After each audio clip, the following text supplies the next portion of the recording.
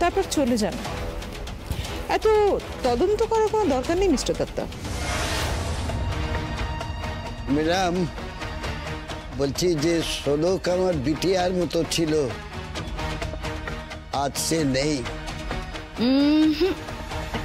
Mister Datta, বিটিয়ার মতো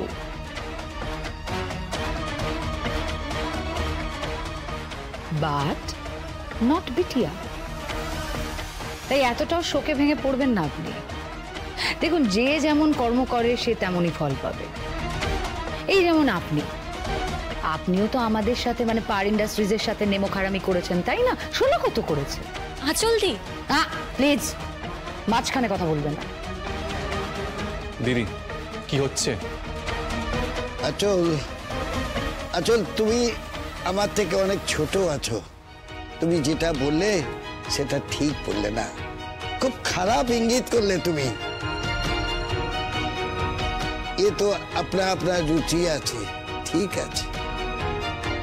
সার্থক বাবু, আপনি আমাকে একটা খবর দিলেন না কেন? আপনিও কি এদের মতো ভাবছেন?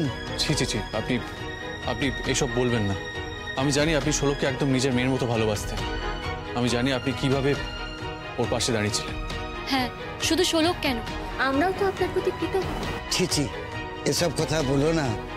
শোলক আমাকে বুঝিয়েছে, আমি বুঝেছি খারাপ কি ভালো কি। আপনি বসুন না। না না, আমি বসবো না। আমি আপনাদের বাড়িতে আমাকে যেভাবে আপ্যায়ন করা হলো। একটু চা খেয়ে যান। না না, আজ আর আমি বসবো না। তবে শুনলাম একজন অফিসার এসছেন, একদম শোলকের মতো দেখতে, সেম টু সেম। হ্যাঁ, আমরাও তো প্রথমে বিশ্বাসই করিনি। একবার তাকে দেখার ইচ্ছা আছে আমার।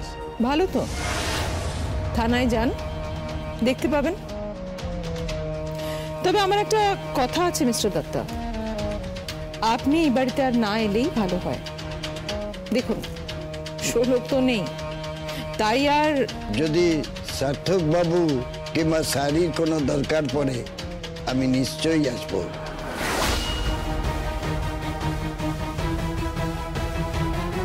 আর আদিত্য বাবুর যদি দরকার পড়ে আমি 100 পার আসবো।